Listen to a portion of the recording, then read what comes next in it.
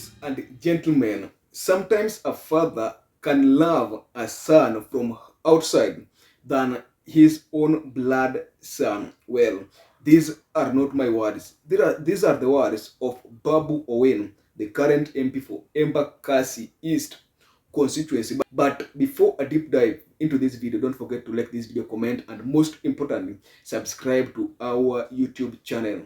Well, a recent video surfaced online of Babu Owino lamenting that Raila Amolo Odinga is not in support of his 2027 Nairobi County gubernatorial race. Here is Babu Owino seriously lamenting about Raila Amolo Odinga.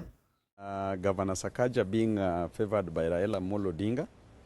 As I told you that in a house, a father can love one child more than the other.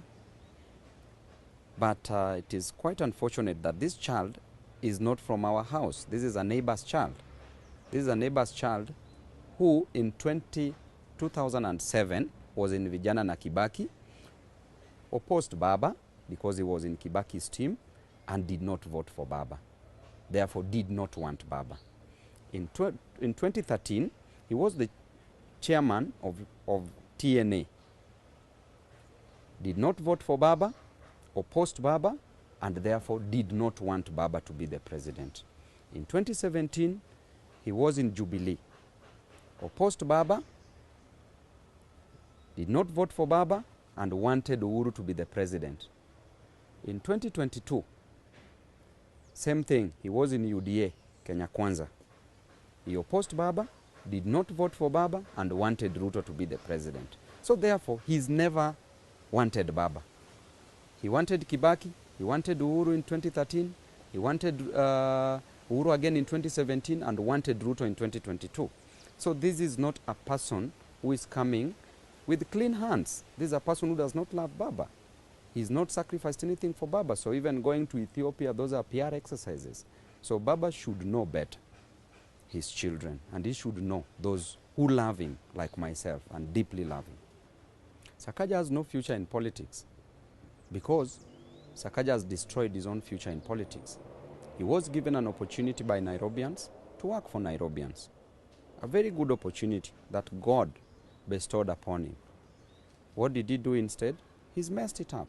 There are corruption allegations everywhere, stealing money everywhere. Not even Kidero did as worst as... Well, as a person who understands Raila Amolo Odinga's politics, since I just gained interest in politics, I've always understand this guy as a person who is always foresighted, and maybe Raila Amolo Odinga, for him not to support Babu Owino, he has discovered one thing that maybe 90% of people always speak about it, but no one has always aired it out.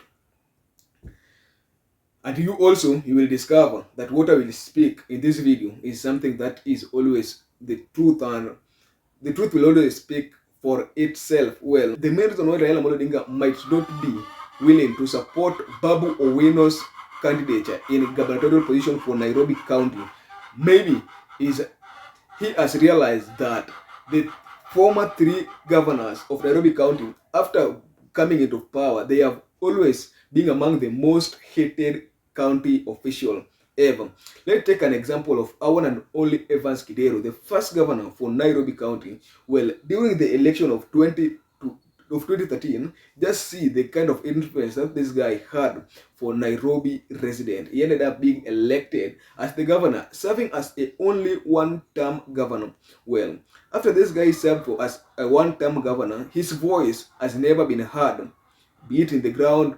He recently stood for Nairobi, in Homa Bay County governor, where he was seriously beaten with the Mama County, Gladys Wanga. You see, after these guys have stood for the county gubernatorial position, maybe their political influence always decline and their voice are never heard. The second guy who also tried, despite having a ground and being loved with the people, is our one and only Mike Sonko, the second governor for Nairobi County. Well, Sonko, who had a lot of influence in Nairobi, after being elected as a county governor for Nairobi, just see how the path that his political power has always faced.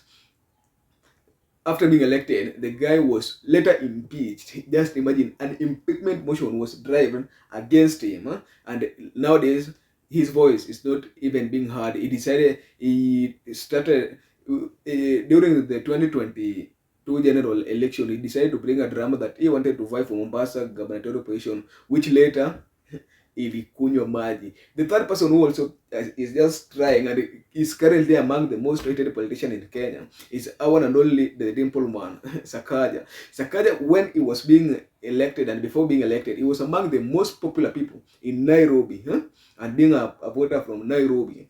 This guy had a lot of influence compared to his competitor, Polycarp Igathe. So right now, if a survey is done in Nairobi right now, from popularity, the graph of Sakaja has been declining. His popularity has been going down, and his voice is no longer being heard, and even the people from Nairobi itself, they are no longer listening to him anymore. So maybe Raila Amolo Odinga has just sat down as a person, as an intelligent old man, and have discovered that if by any chance Babu Owino will be among the people who will vie coming 2027 in this post in Nairobi, maybe his political path will follow the same path that the former gubernatorial aspirant has always faced. And in fact, and maybe Raila Amolo Odinga just want Babu Owino to remain to be the opposition as he always done. Well, we know that right now, truth be said is that right now, even if Raila Amolo Odinga decide to quit Kenyan politics, he will not allow Babu Owino to be his immediate successor. On the other hand, he will prefer a person like Gladys Wanga or even John Mbadi. Why you really prefer a person like John Mbadi or Gladys Wanga? Well, you know what, that Babu Owino is this guy who is always tough-headed, and he will not do what you want. He will always do what he feels like doing, what he feels is right, and what the citizens are feeling is right. Let's take an example of Gen Z protest during in last year. You just see how he kicked the president's idea, and despite all these Kenya Kwanza government and some Azimio brigade leaders lamenting and wakilamba Ruto huko State House, you just see, I feel that Raila Amolo Odinga is just one person in the ground who he can control right now, and that is why he cannot allow Babu Owino to become his immediate successor. And on the other hand, he will prefer Babu Owino to be a person who is be in opposition with his tough-headedness. Or what our own thought is that Raila Amolo Odinga right now is just trying to help Babu Owino. If by any chance he moves his feet into that gubernatorial position, maybe his political path will be ruined. He will either be impeached, or if he's not impeached, the county funds will be delayed, and the people from the Nairobi county will hate him. And you know that if they hate you in Nairobi, if they don't trust you in a country, they can't trust you with a country. Anyway, what are your own thoughts on the comment section? Don't forget to like this video, comment, and most importantly, subscribe.